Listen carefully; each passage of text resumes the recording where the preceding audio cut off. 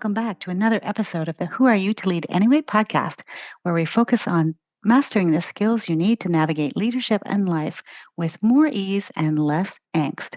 Today, it is Sunday as I'm recording this. This is episode 53. The sun is out, it is cool, but the trees are beautiful and the leaves are dancing in the wind. I am your host, Cynthia Jamison. If you are new to me and my work, I am an executive leadership coach. And today I want to delve into a topic that is essential as a compass in a stormy sea on our leadership journey. Are you curious? Yes, I am talking about self awareness. My intention today is to talk about what self awareness is, why it matters, how to cultivate it, and how it can challenge us. Now, as a special gift, I have created a bonus episode for you with a visualization exercise so that you can see, meet, and gain insight from the future version of you. And I had so much fun creating this. And I promise if you set aside 5 minutes of quiet time for yourself to experience it, you will cultivate self awareness and you will be able to go back to it as many times as you want to as things change over your leadership journey. So I want to start by saying leadership journeys always begin with hopes and dreams and visions, or at least mine did, and I'm sure yours does as well. But what often sets great leaders apart is their ability to understand themselves. Now, self awareness, as defined by the Oxford Dictionary, is conscious knowledge of one's own character, feelings, motives, and desires. In simple terms, it's about knowing what makes you tick, recognizing your strengths, embracing your quirks, and understanding your vulnerabilities. But why does self awareness matter? Well, let's consider it for a moment. If you don't know where you're starting from, in other words, who you are, what's important to you, what you like, what you don't, where you're strong, where you can develop, how can you plan your route where you want to go? So, self awareness is your roadmap to making better choices, leading you toward the better version of you as a human and as a leader in a way that truly works for you. So, instead of turning yourself inside out, kind of like a pretzel, to become what someone else's version of a good leader is, self awareness can help you do that for yourself.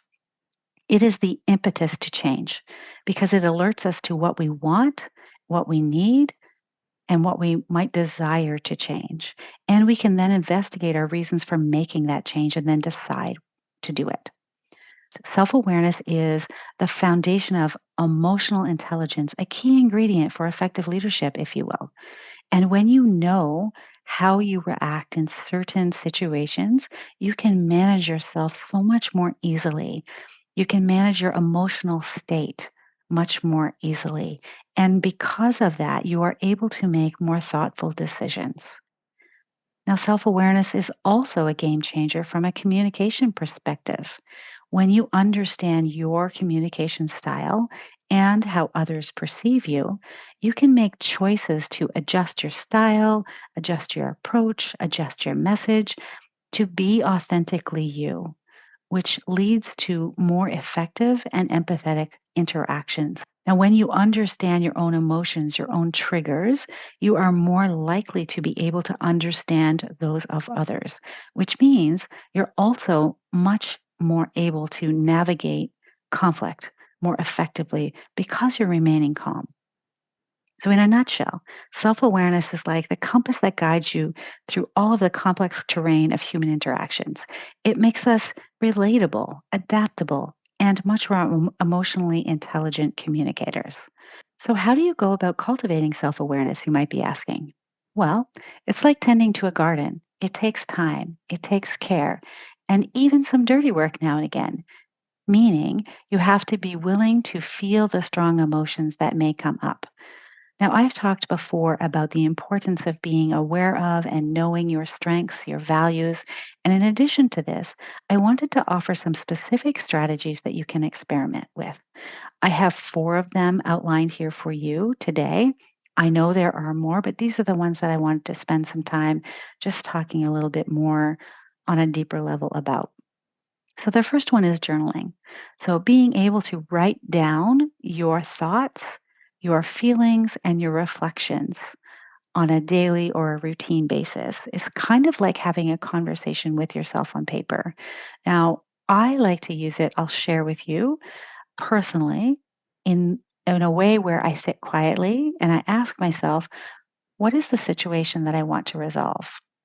What are the judgments I am making about myself, about others, about the circumstances?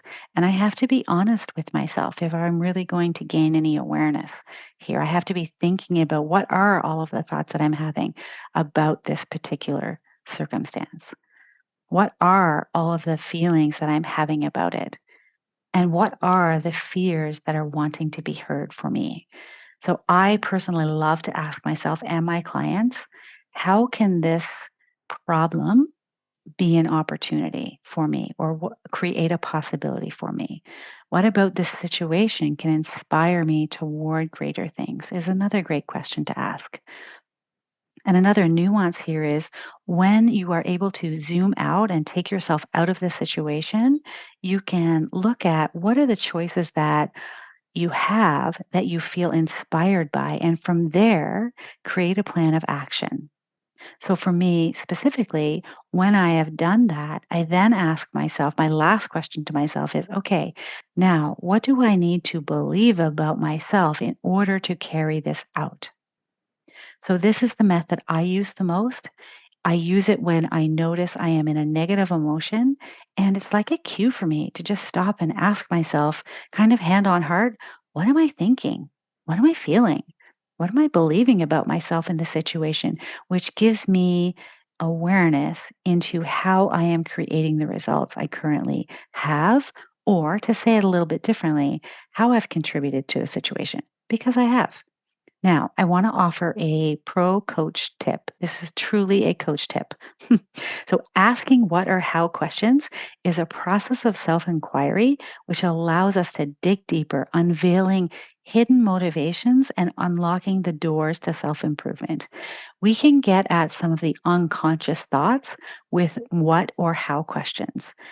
Versus if we ask ourselves why questions, that has a tendency to take us in the past when our current thoughts and unconscious thoughts aren't available to us. And so I would just recommend what or how questions, although it's completely, totally up to you because you know you better than anyone. The second method that I use to cultivate self awareness is to seek feedback from your peers, your mentors, your team members, your spouse, your partner, a coach, someone that you know that you trust. Because sometimes that external perspective can be incredibly enlightening. This is also a great opportunity to consider recurring feedback. If you've received recurring feedback from your friends, your family, from your colleagues, your mentors, people you work with, perhaps there are some common themes or observations that stand out to you. And that could be just really curious to spend. Why does that keep happening? You can understand how others perceive you, which can provide really useful information into your strengths, your weaknesses, and your areas for growth. So that's the second way to cultivate awareness. Now, last week on episode 52, I already talked about utilizing music for emotional states, which is a way to connect with yourself and build awareness intentionally. But I want to add a little bit more about meditation and mindfulness. And this is why I created that gift for you because finding a few moments within the day to connect with yourself, to kind of disconnect from everything else that's going on within your life, connect back to yourself and take a couple of deep breaths and simply asking yourself, what am I thinking? What am I feeling? And just noticing it without blame or without judgment because it's in those quiet moments that you might just uncover a hidden truth. And here's where you don't want to use self awareness against yourself. So you don't want to beat yourself up because you've noticed something. But what you do want to do is you want to have compassion for yourself instead. Okay, I've noticed. I see you. Thank you. Thank you very much for bringing my attention to this. And now I'm going to choose what to do. So that's a way you can use meditation and mindfulness. The last way is personality assessments. So there are so many tools. There's Myers-Briggs type indicator, and I know there's lots of thoughts and different ways of thinking about that particular tool. There's the DISC assessment, there's Enneagram. There's so many assessments. Many of them are free that can offer you deep insight into your personality specifically. And if you are a leader who's using assessments to raise awareness, it's important to be honest with yourself as you're answering the questions that will create the output that you're about to get. And when you're reviewing the results, be curious about what's true about the assessment and consider how the specific traits show up or are present in your life.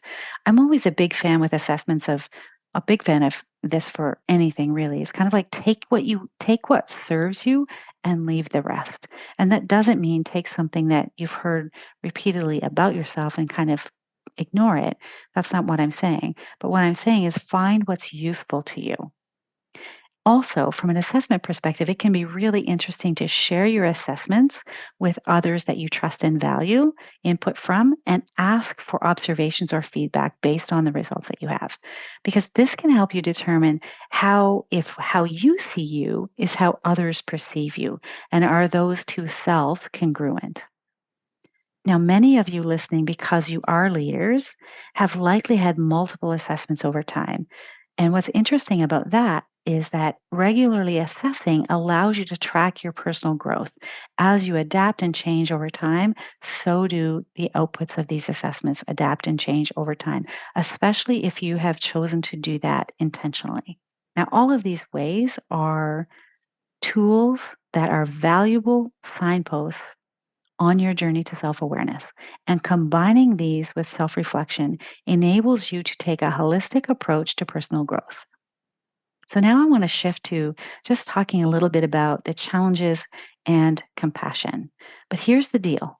So the path of awareness, the path to self awareness is not always a walk in the park. Sometimes it reveals those uncomfortable truths that I was telling you about, and that's okay. Now, I want to give you an example.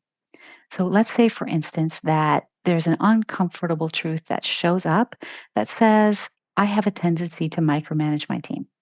So for a leader, this is uncomfortable and it might emerge during the process of self awareness. So realizing that you tend to be overly controlling, doubting your team's abilities to complete tasks without your constant oversight.